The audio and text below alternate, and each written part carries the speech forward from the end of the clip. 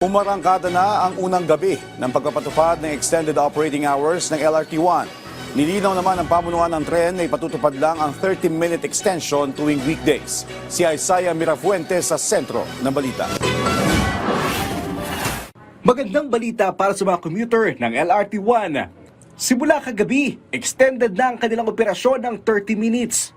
Sa bagong schedule ng LRT-1, 10:30 p.m. na ang huling biyahe ng tren mula sa Dr. Santos Station. Habang 10:45 naman ang alis ng huling tren mula sa Fernando Poe Jr. Station.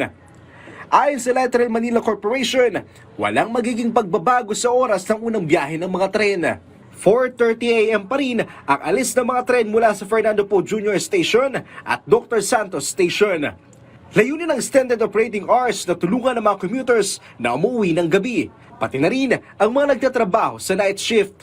We really studied it well, no? Kasi we wanted to make sure na it will not significantly impact the available maintenance window. Kasi po alam natin, LRT-1 has 25 stations. And then any extension po nun, syempre mas tatagal yung ikot ng dating ng last train, diba? From the line to the depot, no? May mga maintenance work yan. Syempre kailangan namin gawin ito to ensure yung continuous availability, reliability, and safety of our service. Ang extended operating hours ay tuwing weekdays lang. Tuwing weekend, 9:30 p.m. ang alis ng huling tren sa Dr. Santos Station at 9:45 naman sa Fernando Poe Jr. Station. 6,000 passengers ang madadagdag sa LRT-1 dahil sa extended operation.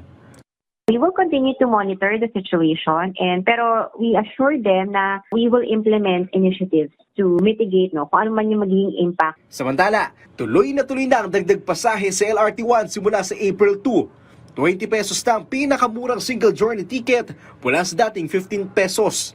Nauna na nag-extend ng 1 oras ang operasyon ng MRT-3 noong Lunes. Isaiah Mirafuentes para sa Pambansang TV sa Bagong Pilipinas.